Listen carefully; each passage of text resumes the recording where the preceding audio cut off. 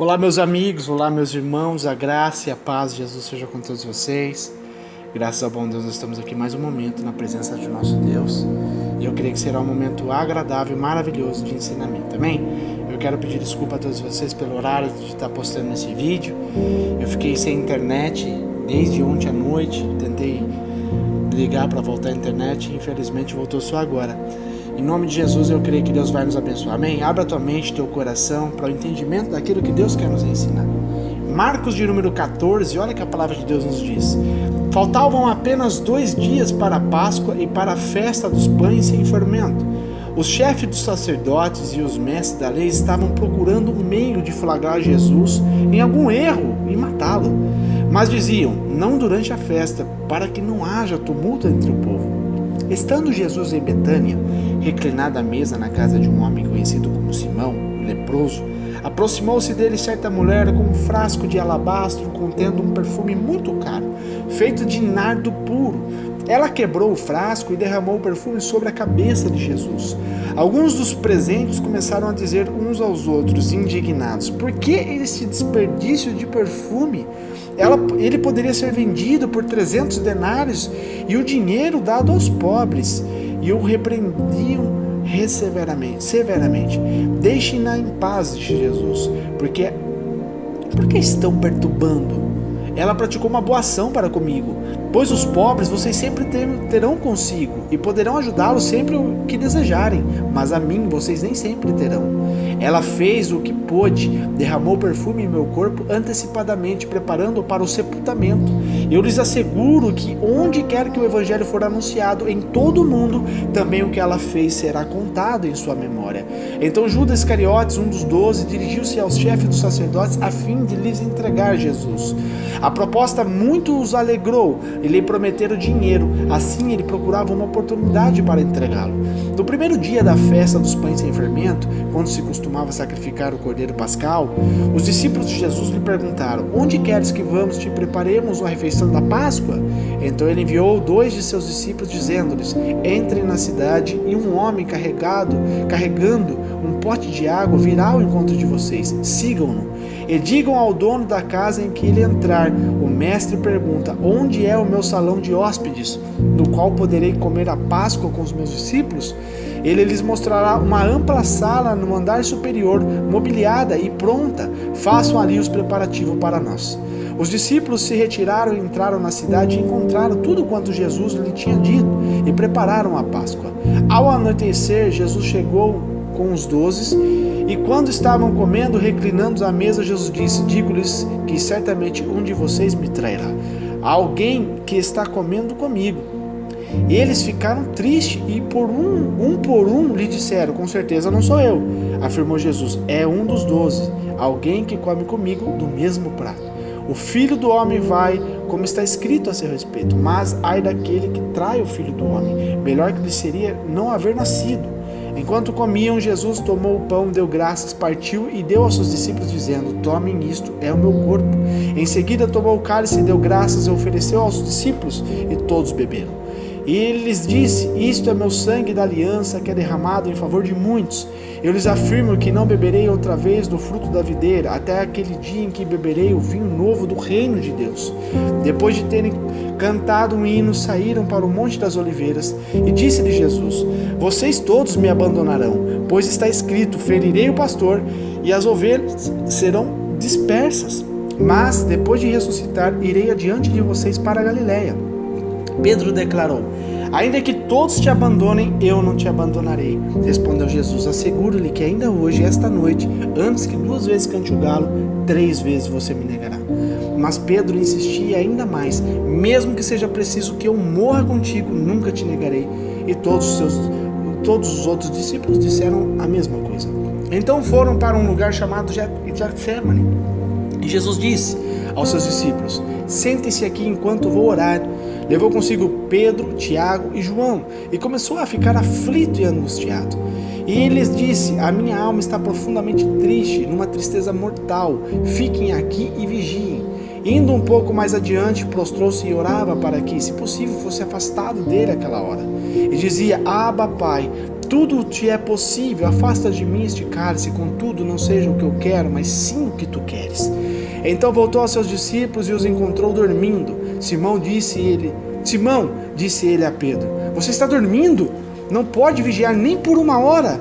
Vigiem e orem para que não caiam em tentação. O espírito está pronto, mas a carne é fraca. Mais uma vez ele se afastou e orou, repetindo as mesmas palavras. Quando voltou de novo, os encontrou dormindo, porque seus olhos estavam pesados e eles não sabiam o que lhe dizer. Voltando pela terceira vez, ele lhes disse, vocês ainda dormem e descansam? Basta, chegou a hora. Eis que o Filho do Homem está sendo entregue nas mãos dos pecadores. Levantem-se e vamos. Aí vem aquele que me trai. Enquanto ele ainda falava, apareceu Judas, um dos 12. Com ele estava uma multidão armada de espada e varas, enviada pelos chefes dos sacerdotes, mestres da lei e líderes religiosos. O traidor havia combinado um sinal com eles. Aquele a quem eu saudar com um beijo é ele. Prendam-no e levam-no em segurança. Dirigindo-se imediatamente a Jesus, Judas disse, mestre, e o beijou. Os homens agarraram Jesus e o prenderam. Então um dos que estavam por perto puxou a espada e feriu o servo do sumo sacerdote, decepando-lhe a orelha. Disse Jesus, estou eu chefiando alguma rebelião para que vocês venham me prender com espadas e varas?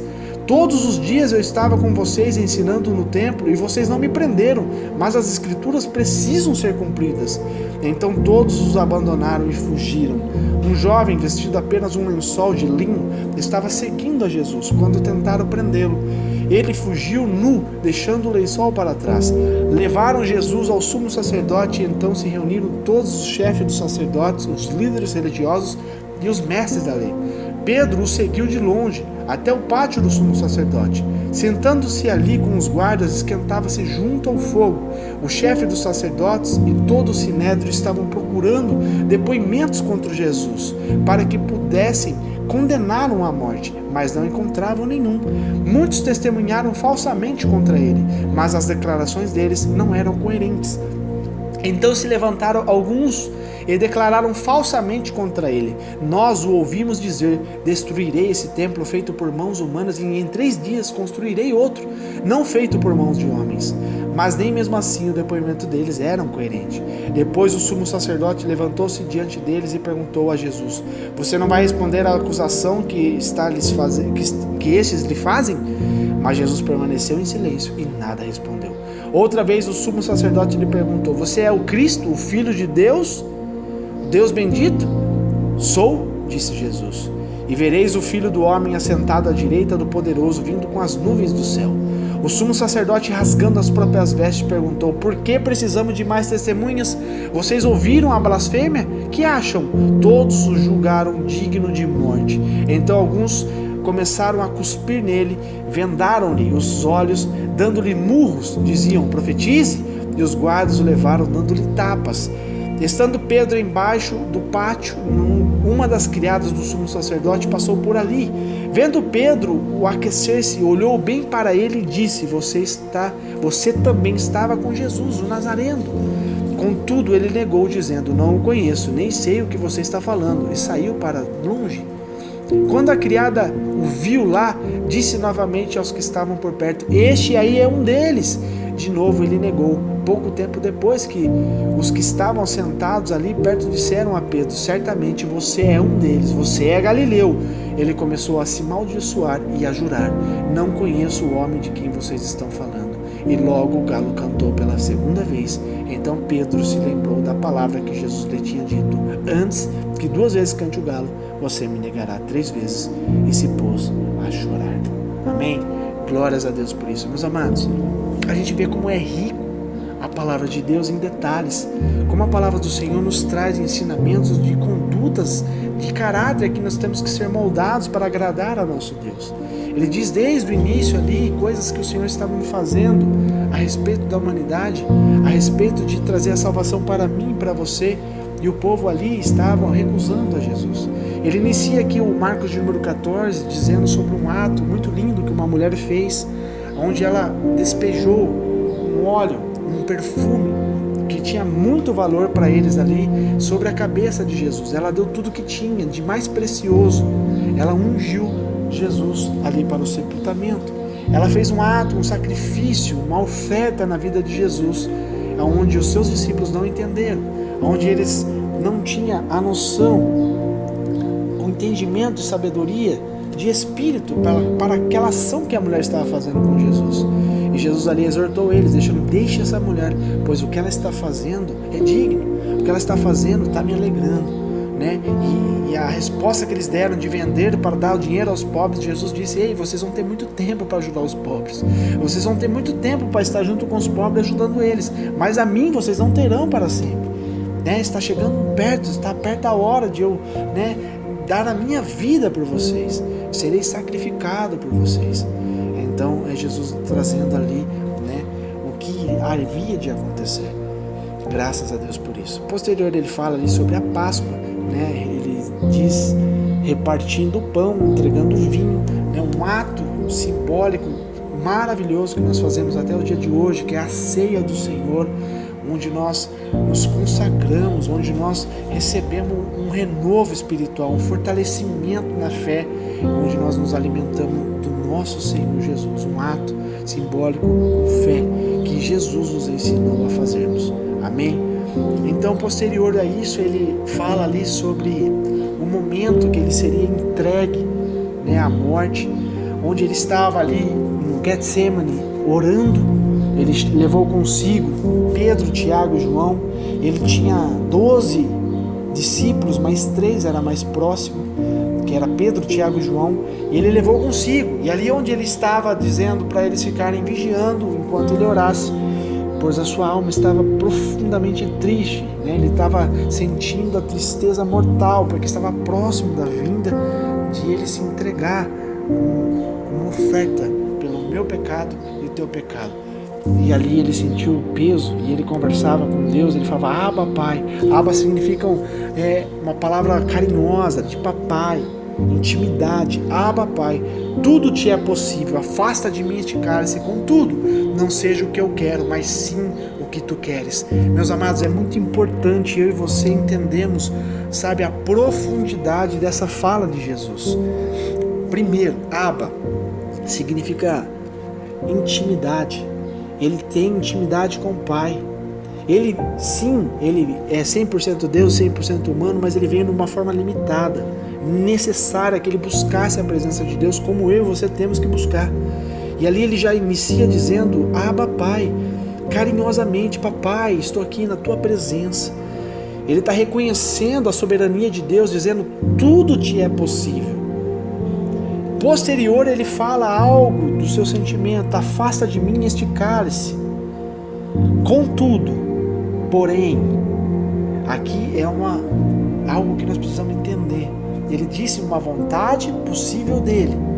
Porém, ele fala assim: contudo, não seja o que eu quero, mas sim o que tu queres. Aqui está, meus amados, a chave da resposta. Aqui está a solução de nossos problemas. Aqui está, sabe, o entendimento real do que nós temos que fazer perante a face de nosso Deus. Temos necessidade, vontades, desejos, sim. Apresente diante de Deus. Porém, não seja feito o que tu queres, mas sim o que Deus quer. Isso é um ensinamento para mim e para você, meus irmãos, que a vontade de Deus tem que ser soberana na minha vida e na tua vida, como foi na vida de Jesus. Amém? Então ali ele exortou os seus discípulos, pois eles estavam dormindo, né? Eles estavam sentindo o peso também espiritual e eles não estavam aguentando, pois a carne é fraca. Aqui Jesus diz: o espírito está pronto, pois o espírito é de Deus, veio de Deus e volta para Deus, mas a carne é fraca. E ele diz que é necessário vigiar, que eu e você venhamos vigiar para que não venhamos cair em tentação, pois a nossa carne, ela é fraca e sempre será fraca. Por isso que temos que alimentar o nosso espírito para que venhamos subjugar a nossa carne. Amém? Então Jesus foi entregue, né? Ali houve a traição, que ele já tinha predito que havia um dos seus discípulos que o trairia, né? E Judas Iscariotes traiu Jesus por 30 moedas de prata, o preço de um escravo adulto lá para aquele povo no Oriente. 30 moedas de prata foi o preço que ele entregou Jesus, o mestre que ensinava a ele, que deu a vida por ele. Amém? Então a gente vê, meus amados, que Jesus ali ensinando a todo tempo, E nós vemos ali todas as coisas acontecendo para que a Escritura fosse cumprida. Era necessário sim que tivesse uma traição, né? Jesus já tinha dito que haveria uma traição, mas nada mais, menos do que um ensinamento para que eu e você não venhamos fazer o mesmo, meus amados. Deus permitiu tais coisas acontecer para que eu e você seja ensinado, que não venhamos ser também como essas pessoas, que não venhamos ter as mesmas atitudes. E posterior, para fechar aqui, ele diz sobre a traição de Pedro. Já passou pela primeira traição de Judas, aonde ele traiu Jesus e ele não se arrependeu, ele teve remorso, por isso ele foi e tirou a sua própria vida, ele cometeu suicídio, porque não houve realmente um arrependimento dentro dele e ele foi se lançar aos pés do Senhor e pedir misericórdia. Não, ele simplesmente tomou a culpa pelo remorso e ele tirou a sua vida. Ele foi, ali cheio das emoções e ele não teve discernimento, pois havia salvação para ele também. Você acha que Jesus não salvaria ele? Com toda certeza. Se ele tivesse se arrependido verdadeiramente, pedido perdão, Jesus teria perdoado, sem sombra de dúvida, e salvado a vida dele. Mas ele não fez isso. Por isso, meus amados, nós temos que ter o entendimento que nós temos sim, que independente do que eu fiz, do que você fez, temos que lançar aos pés do Senhor e clamar pela misericórdia. Independente se haverá consequência, e com toda certeza tudo há consequências, tanto boas quanto ruins, mas temos que pedir perdão e misericórdia pelo nosso Deus, pois Ele é rico em misericórdia, rico em perdoar. Por isso nós temos que pedir perdão pelos nossos erros e nunca mais cometer os tais erros, para que nós sejamos justificados pelo sangue de Jesus. Amém? E posterior a isso ele diz sobre Pedro, que Pedro também o negaria. E Pedro ali, chucro ali, dizendo: jamais, mestre, jamais eu te trairia, eu darei minha vida se possível por ti. Mas Jesus conhecia o coração de Pedro, não as palavras de Pedro. Muitas das vezes nós falamos bonito, muitas das vezes nós falamos cheio de entendimento, cheio de coragem, mas o coração não condiz com o que estamos falando. Era o que estava dizendo na vida de Pedro. Ele falava bonito, ele falava como um homem corajoso, mas no coração Deus conhecia, Jesus conhecia o coração dele, que naquele momento que fosse posta à prova a fé dele, ele negaria. E eu e você, meus amados, não podemos jamais negar ao nosso Deus, independente do que venha acontecer. Sejamos sinceros, verdadeiros, sejamos fiéis, pois Deus vai nos trazer a vitória. Amém? Assim como tantos homens e mulheres que passaram por coisas terríveis, Sadraque, Mesaque e Abednego, que foram postos à prova a fé deles, e eles não negaram a fé em Deus, eles foram jogados na fornalha e nada lhe aconteceu, porque Deus deu livramento. Daniel também não recusou a fé, não recusou o nome de Deus e foi jogado na cova dos leões e nenhum leão se apoderou dele, pois houve livramento para ele também. Então, meus amados, se nós formos fiéis com Deus, Deus jamais, jamais, jamais nos decepcionará. Deus não decepciona, quem decepciona é o homem. Por isso que nós temos que ser corajosos, fiéis, e certamente Deus vai nos abençoar em todas as circunstâncias. Muitas das vezes, quase todas as vezes, Deus permite nós entrarmos na prova, mas Ele dá a vitória. Amém? Essa é a palavra de hoje. Que Deus te abençoe e te ilumine com esse ensinamento. Fique na graça e na paz de Jesus Cristo.